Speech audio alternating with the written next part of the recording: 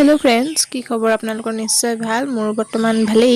আজি থাম্বনেলটো চাই আপোনালোকে নিশ্চয় গমে পাইছে ভিডিওটো কিহৰ ওপৰত বনিব গৈ আছে তাকে আগবাঢ়ি যাওঁ বলকচোন এয়া যে গুড় দেখিছে গুড়বোৰ মই অলপ সৰু সৰু আৰু অলপ ডাঙৰ ডাঙৰকৈ আছে কুলা কুলাবোৰ যে দেখিছে গুড়টো অলপ ডাঠকৈ ডাঙৰকৈ আছে হেতু মই আপোনালোকক কৈছিলো যে একেবাৰে কম সামগ্ৰীয়ে বস্তুটো বনিব এয়া মই লৈছো পিঠাগুৰি লৈছো মই ইয়াত 3 কাপ আৰু তাতে লৈছো দৈ যেহেতু মই ইয়াত 3 কাপ পিঠাগুৰি ব্যৱহাৰ কৰিছো সেইবাবে তাৰ পৰিমাণ অনুযায়ী ইয়াত মই 3 চামুচ দৈ ব্যৱহাৰ কৰিছো চামুচখনত গুড় লাগি থকা বাবে অলপ দৈটো কুলা যেন দেখাইছে দেই যেহেতু আমি মিঠা বনাম সেইবাবে মিঠাটো বেলেন্স হ'বৰ বাবে অলপমান ইয়াত নিমখ এড কৰিছো নিমখৰ লগতে মই অলপ ইয়াতে বেকিং ইউজ কৰিছো তাৰ পাছতে মই ইয়াত এৱা গাখীৰ এড কৰিছো যেটো নৰমাল টেম্পাৰেচাৰ থাকে আপোনালোকে গাখীৰৰ হলনি অলপ কুহুমীয়া গৰম পানীও মিক্স কৰিব পাৰে আৰু সেই কুহুমীয়া গৰম পানীত অলপ চেনিও এড কৰি ল'ব পাৰে একাপকৈ কমকৈ দিব আপোনালোকে হৰকৈ পটককৈ সকলো ঢালি নিদিব নহলে যদি ঢালি দিয়ে মাজত গোটা হৈ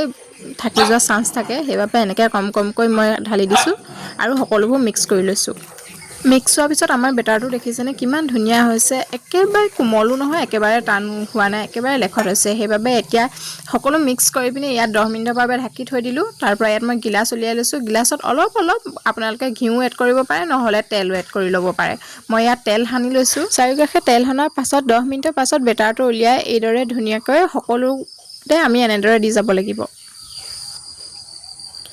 অলপকৈ দি হোৱা পিছত এয়া যে গুড় থৈ দিছিলো হেয়া গুড় ধুনীয়াকৈ মুঠি মাৰি গুল কৰি লৈছো আপোনালোকে যদি ইয়াত মিক্স কৰো বুলি ভাবে বহুতো বস্তু মিক্স কৰিব পাৰে যেনে ধৰক কিচমিচ বা নাৰিকলৰ গুৰি মই অকল ইয়াত গুড়ে মিক্স কৰিছো এনেদৰে বহুৱাই দিছো সকলোতে গুড় দিয়াৰ পিছত আমি গুড়ৰ ওপৰত আকৌ পিঠাগুৰি বেটাৰটো অলপ ঢালি দিম যাতে গুড়খিনি ঢাক খাই যায় তাৰ পাছত এইদৰে অলপ জুকাই দিব যাতে ভিতৰত যদি তাৰ হাৱা সোমাই থাকে ওপৰলৈ যাতে ওলাই আহে তাৰ পৰা এয়া দেখিছেনে ভিতৰৰ বেলুনবোৰ বাহিৰলৈ কিমান ধুনীয়াকৈ ওলাই আহিছে গৰম পানীৰ ওপৰত আমি এই গিলাসকেইটা দি দিব লাগিব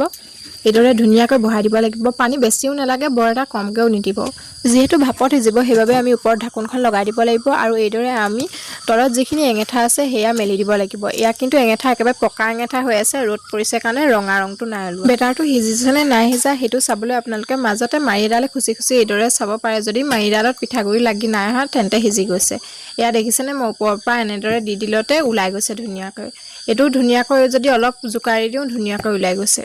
এটা মই আপোনালোকক কাটি দেখুৱাই দিছো যিসকলে বেছি মিঠা খাই ভাল পায় সেই সকলৰ কাৰণেটো বহুত ভাল আৰু যিসকলে জেলি টাইপত খাই ভাল পায় যেহেতু গুড়ৰ অলপ জেলি বনি গৈছে হেবাবে বহুতেই ভাল হ'ব খাবলৈ যিসকলে ভিডিওটো শেষলৈকে চাই আছে তেওঁলোকে কমেন্ট এটি কৰিব আৰু শেষলৈকে চাই থকাৰ বাবে বহুত বেছি ধন্যবাদ যদি ফেসবুকত চাই আছে ফলো এটা কৰিব আৰু যদি ইউটিউবত চাই আছে সাবস্ক্ৰাইব এটা কৰিব যদি ইনষ্টাগ্ৰামত চাই আছে তেন্তে ফলো এটা কৰিব